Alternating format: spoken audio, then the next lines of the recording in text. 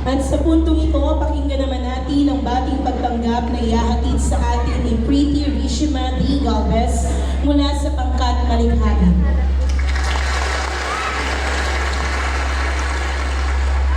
Isang magandang umaga po sa inyong lahat.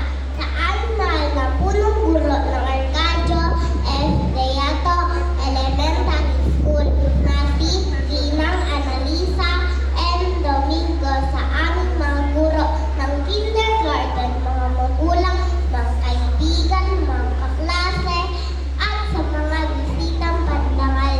Isang makabatang araw po sa inyong lahat.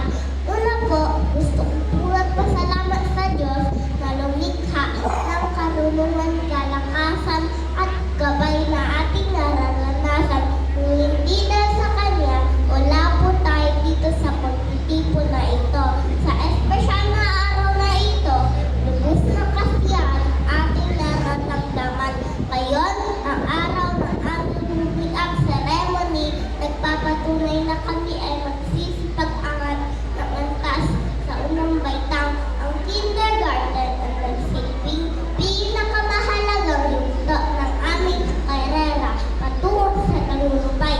Sa mga kapwa kong mag-aaral, nakamit natin ang kaalaman at kakayahan na ating magkamit sa susunod na baitang ng pag-aaral.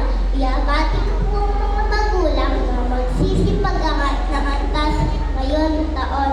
Unti-unti niyo makikita ang lahat ng pagtsatsaga at sakripisyo ninyo sa inyong mga anak, sa aming mga guro.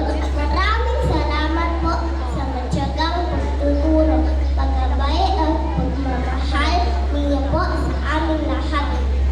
At sa lahat ng tayo sa pagtitipon, maraming salamat po sa inyong pagdalo. Muli, isang makabatang araw po sa inyong lahat. Maraming salamat, Pretty, sa iyong marinit na bating pagtanggap upang ihatid ang kanyang mensahe ng pagbati sa mga magulang at mag-aaral at pagpapakilala ng ipiling panauhin. Tinatawagan ko ang aming punong guro, Ginang Analisa M. Domingo.